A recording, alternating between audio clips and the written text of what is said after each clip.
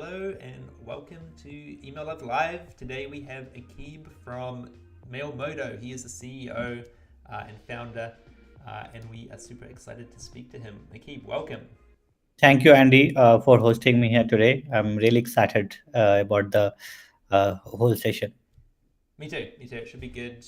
We are going to just learn a little bit more about you. I'd love to hear about your background, how you got started with Mailmodo, and then we also want to dig into interactive emails, AI, and we see the email landscape going over the next few years. Sure. For anyone joining live, feel free to pop any questions in the chat, and we can try to get to those at the end as well. Yeah. Okay, so let's kick things off. Akib, let's dig into how did you get started in email marketing? Because you were a marketer before you founded Mailmodo, right? Yeah. So I used to head marketing at a company called ClearTax. It's like TurboTax in India. Hmm. It is also like first YC company in India, and so in tax at a tax company, most people file taxes like at the end during the filing time, right? So as a marketer, our whole strategy used to be keep collecting email IDs through various means like content marketing and creating lead magnets, etc. And during the filing time, keep informing and educating our users about the tax filing deadlines and all information related to that. So email was important part of my job at my previous company, and I we used to do so many experimentations, and we like send used to send like millions of emails on a everyday basis. So so that's how I started in email marketing. Got it, got it. And you went from that and then decided, you know what, I can build a better email product, and you founded Mailmodo. What led to that decision, and how did you go about doing that? Yeah. So I realized that email has been there since the beginning of internet, but hasn't changed even a bit. Probably the very first email that you got and the latest email you get, they are pretty much same. They just contain the text, images, and links. And for a user, the user have to open the email, read the email, then click on a link, and then go to a website and do so many other steps to complete an action. I realized that this whole process is not optimized for the user, and also it doesn't results any kind of proper engagement for the marketer as well. So I thought that what if the end action, whatever it is, can be brought inside the email, and emails can be made interactive and actionable. So would there be a lot of conversion or engagement? So I had this hypothesis, and at that time, AMP for email got launched in about 2019, and I was looking for ideas to start my own company in 2020, and I realized that there is already a technology that makes it possible to make emails interactive and actionable, but nobody else is doing it. And I thought that this can change email marketing a lot, because it can make it easy for the user and Mm-hmm. more engaging for the marketer. So it could be win-win. So I reached out to few companies, few marketers, and tried to understand, hey, if this would be useful to you.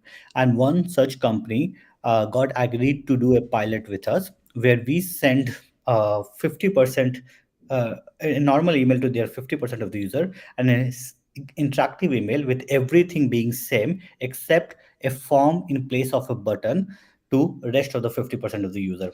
And they saw 257% increase in conversion. So Wow. that boosted our confidence, because we thought that it would probably be 20 to 30% increase in engagement or Mm-hmm. conversion. But they got massive conversion because we made it so easy for users to respond to their survey. So that gave us the confidence, and we started building mail model. Got it. And that was just a manual test where you built it. You built the email with the form embedded, and then you did a test that Yeah, way. yeah. So we just coded the HTML and the AMP version, and we gave it to them, and we basically made it send. and we saw the results, and we actually did multiple campaigns with them, not just one campaign, and each of those campaigns they got amazing conversions. Got it. And you said AM, you said AMP. Yeah, AMP email. Okay, so is Mailmodo using AMP, or is it just interactive elements that you have coded into your drag and drop tool? So we use AMP, which creates interactive emails for Google and Yahoo and Mail.ru. We also create interactive forms with HTML5 for Apple Mail, and then we show a normal HTML fallback for something like an Outlook or Thunderbird. So we create different interactive version. So we use AMP, we use HTML5, and then a normal HTML. Interesting. I didn't realize you used AMP. Does the customer have to do anything to use the AMP elements? Like, do they have to authenticate? My understanding was with Google, you had to do some kind of certification to be able to use AMP. Yeah, so if a sender wants to send AMP email, they needs to get approval from Google and Yahoo to Mm-hmm. send AMP email. For that, they need to have proper DKIM, SPF, and DMARC records, and send an AMP email to Google and Yahoo and fill a form. What we do, we automate this whole process. So as soon as you sign up on Mailmodo, you set up your DNS records, what we provide, and you put some information. We send an email on your behalf to Google and Yahoo, and we complete the process for you, and you get the approval within a week. After that, you can start sending all the AMP emails to your users. Interesting. I thought it was a harder process, but it sounds like you've Yeah, it streamlined is it up a very bit. hard process. So initially, we realized that most of the people are not using problematic because Mm-hmm. you have to code an AMP email before even you can start sending AMP email to your users, and you need to involve your developer, involve your higher management for approvals, etc., and even just to get an approval. Only after the approval you can send email, and there's so many problems in getting the approvals as well. So we, after learning from a lot of mistakes, working with a lot of different clients, we automated the whole process, and we made it so simple. Our customers don't have to think about getting the approval or anything. They can just come to Mailmodo, use our drag and drop editor to full plates, and they can send it to their users. And so part of the application process, you sent along an example of their email that they've built with Mailmodo for Google to review. Is that part of it? Yeah, yeah. Uh, Got it. Yeah, so they don't I've have to seen build the. a So you go ahead. yeah, so they don't have to build a whole with that approval. They can just authenticate their DNS record, and we send an AMP email on their behalf. Got it. Got it. Yeah, I think that's the biggest barrier to entry with AMP, right? I think hopefully Google can make this easier if they want to see Yeah, higher that would be adoption of AMP. yes. Um, so in terms of interactive elements, what are your customers using? Like, what are the most popular interactive components that people are putting into their emails, and what are the kind of the main use cases and industries that are using interactive components? Yeah, so most of the customers use it for information collection. So they use a lot of forms. So survey, NPS, feedback form, CSAT. These are different kinds of forms that people use in their emails. Some people also use event registration. So, for example, you are organizing this webinar and you want your users to attend this webinar. You can simply send an email and add a form there in the email itself, and people can say, okay, I want to join. People even use add to calendar. So if you want this event to be added in their calendar, it can be just done in one click. They don't have to go to their calendar app to add all the events, etc. So that, like, forms is the most common use case. Mm. Apart from that, we also have gamification options like spin the wheel, roll the dice, etc., which a lot of consumer companies use to engage their users more, because uh, inbox are crowded today. Mm-hmm. Like all the emails look the same, but if some companies stand out with their engagement in the email itself, they do better. So a lot of our customers try gamification in the email as well. Got it. What about things like carousels, or I have seen checkouts even Yeah. in an email Uh, before. I'm not sure how hard that is to do, but Yeah, it is possible. So we have checkouts as well. If you have a Shopify store, you can connect to your Shopify store with us. We fetch all the products from your store, and we you can create checkout within the email itself. We don't do the payment within the email because of the security reasons, mm, but we you can check out and go to the Stripe page to make the payment. Carousels, accordions are all possible as well. In okay. So it's fact, like adding items to your cart, and then you go through to Stripe, and it makes it easier. yeah, so you can add items in the cart. You can even show the abandoned cart within the email. People can add address or edit the address. They can change quantity or SKUs, etc. For example, you added a large shirt, but you want a medium. You can Mm-hmm. change that email. Then you add your address, and then you can check out. Think about anything that is possible inside email as well. No, except for Mm, if you few use cases. For example, you cannot really control the device. So, for example, camera or calling is not possible. File upload is not possible. But everything else where you can interact uh, for with a web element, you can interact within the email as well. got it. And it's any industry is using this, or is it primarily e-commerce or travel, or I'm assuming you have quite a wide range of customers, but what's like the We most common?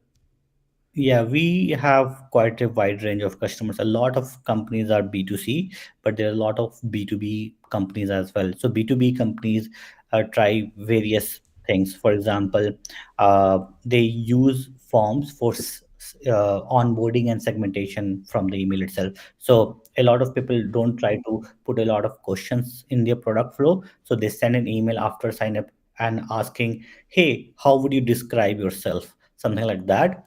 They also send emails for NPS or feedback. And another use case is a calculator, like for example, EMI calculator or SIP calculator or BMI calculator, etc. So it so many different types of companies use different uh, features or widgets to fulfill their purposes. Interesting. And if you're collecting survey data or quiz data, that Mm. then goes into like your back end, and you can segment or trigger Yeah. emails based on that. So we take care of the all the submissions, and then we have a dashboard where you can see all the submissions by your users. So it is the same way, like these many people opened your email, clicked on the emails, and these many people submitted the email, submitted the form in the email. And whatever they have submitted, we show a dashboard. We even show them lovely graphs. Like for example, your NPS rating is automatically calculated, and we show the NPS rating as well within the email. You don't have to calculate them yourself. Interesting. Super useful. I have to get some examples from you to put onto Email Love, because I'm Yeah, always on yeah, the lookout for interactive examples, and people love to see that stuff as well. yeah. Um, We have those, a lot of those on our website as well. People get inspiration, so mhm. I'm happy to share those links with you if you need. Yeah, for sure. Um, what about AI? How is Mailmodo integrating AI Mm, into your tool? And be interested mm, in how you're uh, mm. using AI today in general as well. Yeah, so we truly believe that AI is the future, and we have already offered are offering AI copywriting, AI subject line creation in our email editor. But we feel that the future would be even better. I believe that the future of marketing automation will be completely autonomous and agentic. That the marketing automation tools like Mailmodo will be able to capture data and on you from your website and app, and then identify different users and segment and identify their intents and segment them according to their activity and intent, and create emails according to their needs and send them automatically. So I feel that future is not very far. Our team is also working on the same, and we will have something to show very soon. Interesting. What's the role of the email marketer or the marketer in this Mm, world where AI mm, is generating copy, mm, potentially generating images, mm, send like selecting segments. Like what's mm. the is the marketer just obsolete at this point, or what are they doing? Do you think? So I don't think the marketer is going to be obsolete anytime soon. The I think that the operations and the time that they have to spend in creating templates and creating campaigns, and then testing each one of them and looking at the data, etc., that is going to reduce considerably, and they can invest that time in making the strategy, understanding their users better, and standing out in the inbox. So the best marketer today, for example, uh, there's a human limit to how many segments you can create, right? And most people I see that they send the same template or same campaign to everybody in their audience. So that's gonna stop, and the emails are going to be more personalized, more relevant for each and every user.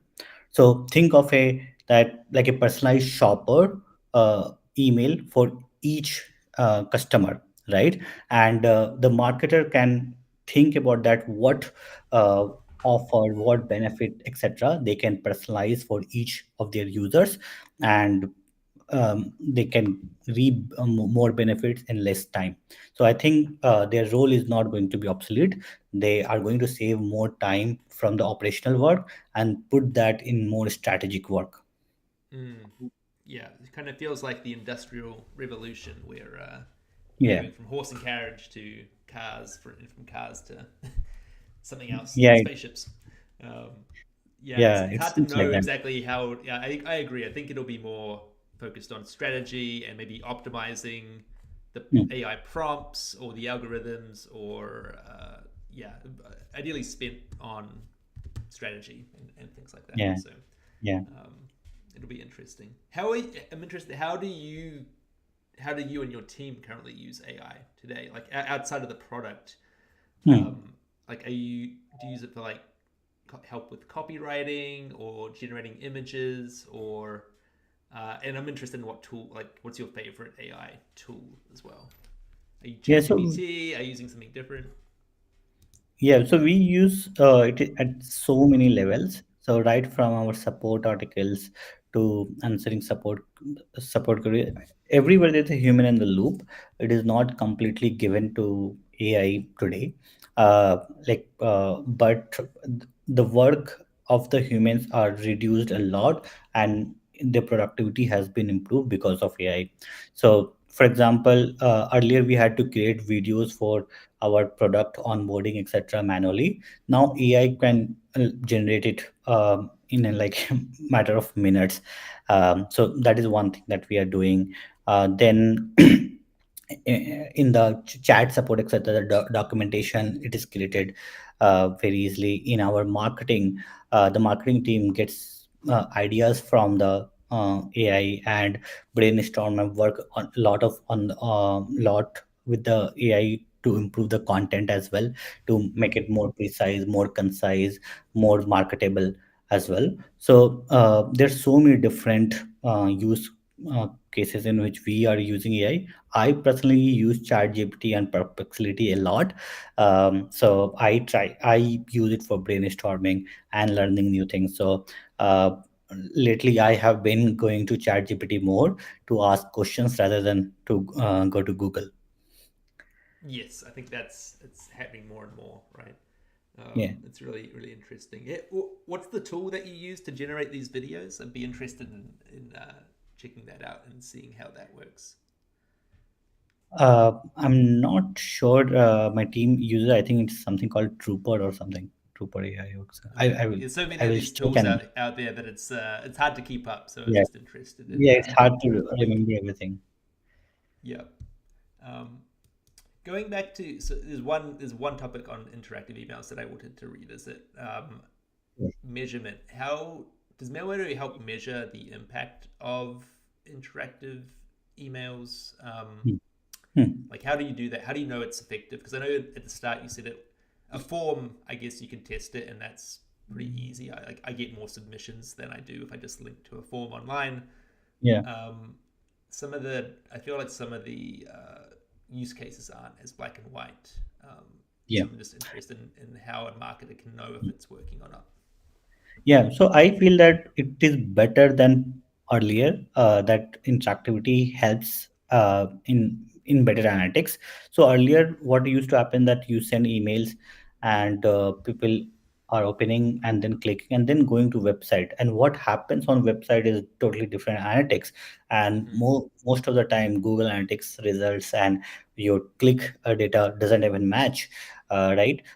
So, and most of the marketers or lifecycle marketers or email marketers used to be dependent on open rate and click rate only. And now we have also seen that open rate is not a reliable metric. There are a lot of problems in measuring open rate, including Apple MPP, where it is being opens are being fetched automatically, and so many other email clients are fetching image pixels and showing Mm-hmm. wrong results in open.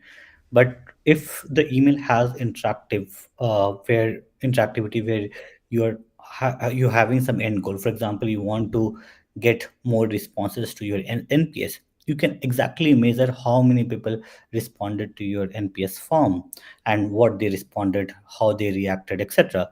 So that's the beauty of interactive email, that you can measure it accurately without going to different tool, without having a second thought about that.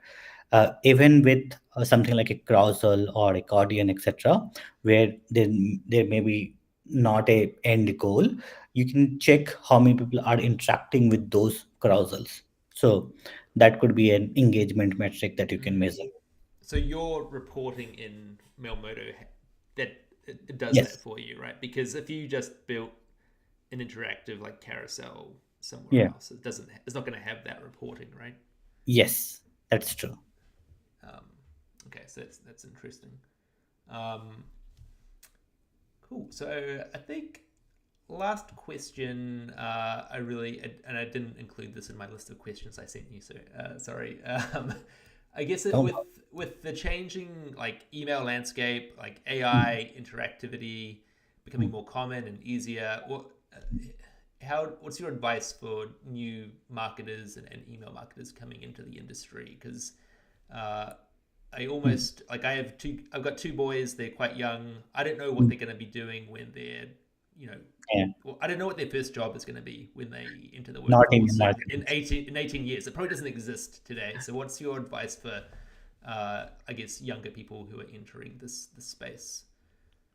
Yeah, so my advice will not change.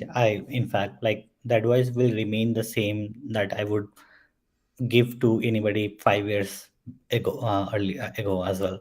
The advice is to think about the user. Don't think about your email. Don't think about that you have to send emails to millions of users. Think about your user, what they need, who they are, what are they looking to receive from you. And if you add value to them, if you educate them, engage them, uh, they will become your loyal customers, and you will reap the benefits of that understanding, that caring, that empathy that you show to your customers, so your users, your email recipients. So my advice is just think about your users, what they need, what they love, what they like. Excellent advice. I think many people need to do more of this. So I think Yeah. that's very useful. Great. Well, I don't have any other questions for you, Akib. I think this was super informative, very helpful. It was great to learn more about you and how Mailmodo can help. So I Thank you appreciate very the much, time. Andy. Yeah, Thank you very much, Andy, for having me here. I loved your questions and love talking to you. yeah, me too. Okay, have a good one.